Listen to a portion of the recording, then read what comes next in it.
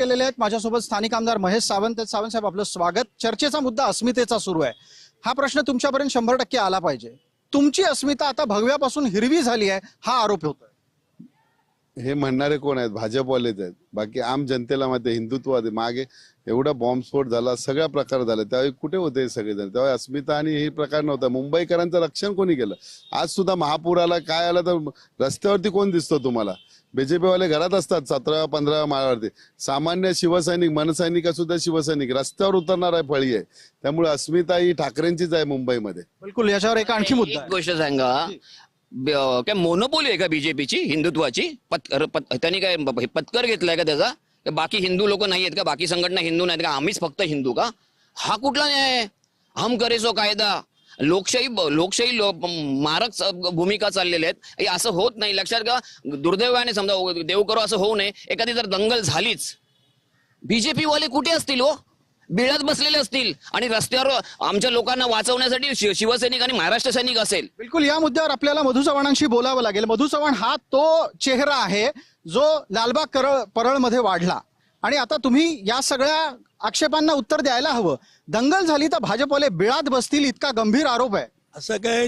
एक गोष्ट त्यांना मी सांगू इच्छितो माझ्या मित्रांना की 1992 साली जी दंगल झाली, रमाबाई ती चाळ त्या ठिकाणी जाळली गेली, त्यावेळेला हिंदुत्ववादी सगळे रस्त्यावर होते। त्याच्यामध्ये काँग्रेसचे होते, माझ्या बौद्ध समाजाचे लोक होते, सर्व होते। देशावर संकट आलेलं होतं आणि ही जी निवडणूक आहे ही आम्ही स्वतः हिंदुत्वावर नाही नेलेली आहे। आम्ही नेलेली नाही। आम्ही गेल्या माननीय मुख्यमंत्र्यांची भाषणं ऐकलीत तर मुंबई हे बेट असल्यामुळे त्या मुंबईला नागरी जीवन सुखकर करायचंय। लोकसभेची निवडणूक असेल, काही प्रमाणात विधानसभेची निवडणूक असेल, तिथे हा मुद्दा प्रकर्षाने होईल, लोकसभेमध्ये जास्त होईल। आज मुंबई शहर पण मग मधुभाऊ असं असताना तुमचे मुंबईचे अध्यक्ष सातत्यानं हा मुद्दा मांडताना का दिसतात की मुंबईचा माणूस, मुंबईचा महापौर हा मुसलमान होईल?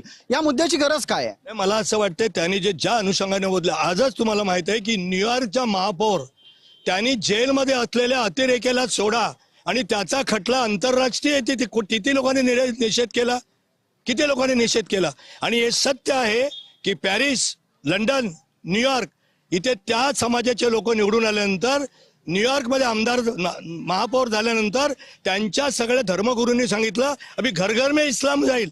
त्यामुळे हा हल्ला शिवसेना किंवा तुम्हाला भीती वाटते मुंबईत असं होऊ शकतं? या मुंबईवर असं करण्याची कोणाची हिंमत नाहीये, कारण मुंबई मधला जनता ही कुठल्याही पक्षाची असेल तरी ती सांस्कृतिक, भारतीय संस्कृती, हिंदू आणि या देशावर प्रेम करणारे। बिलकुल चर्चेला पुढे नेऊयात। वंचितचं एकूण म्हणणं काय आहे या सगळ्या याच्यावर? आपण टप्प्याटप्प्याने इतरांपर्यंत जाऊयात। हा जो हिंदू मुसलमानचा मुद्दा महानगरपालिका स्तरावर आलेला आहे, वंचितचं काही चिंतन आहे यावर? मुळात हिंदू मुस्लिम आणि या सगळ्या गोष्टी महानगरपालिकेच्या निवडणुकीतले मुद्देच नसले पाहिजेत। पण सगळे सत्ताधारी पक्ष असतील किंवा विरोधी पक्षात बसलेले काही पक्ष असतील, हे त्या ठिकाणी आपापल्या वोट बँक बनवण्यासाठी त्याचा त्या ठिकाणी इश्यू करत आहेत। मुळात जर मराठी अस्मितेचा मुद्दा आला, मी या ठिकाणी प्रश्न उपस्थित करू इच्छितो की ज्या वेळेला कस्तुरबा हॉस्पिटलमध्ये प्रबोधनकार ठाकरे आणि जवळकरांच्या पुस्तकांचा त्या ठिकाणी अपमान झाला, त्यावेळेला ठाकरे बंधूंमधला एकही कोणी त्या ठिकाणी उतरलं नाही, पण वंचित बहुजन आघाडी त्या ठिकाणी उतरली। आज मराठी शाळा बंद होत आहेत, त्याच्यावरती सुद्धा कोणी बोलायला तयार नाहीयेत। जिथे मराठी अस्मिता सांगायच्या आणि स्वतःची मुलं इंग्रजी माध्यमाच्या शाळेमध्ये शिकवायची, त्यांनी मराठीबद्दल काही बोलूच नाही। बिलकुल हा मुद्दा घेऊन पुढे जाऊयात, पण एकदा अरुण सावंतांपर्यंत यायचंय। अरुण सावंत, हा हिंदू मुसलमानचा मुद्दा आहे आणि या हिंदू मुसलमानच्या मुद्द्याची गरज काय हा प्रश्न आहे, पण त्यातला प्रमुख आक्षेप असा आहे की हे सगळं तात्पुरतं आहे, प्रत्यक्ष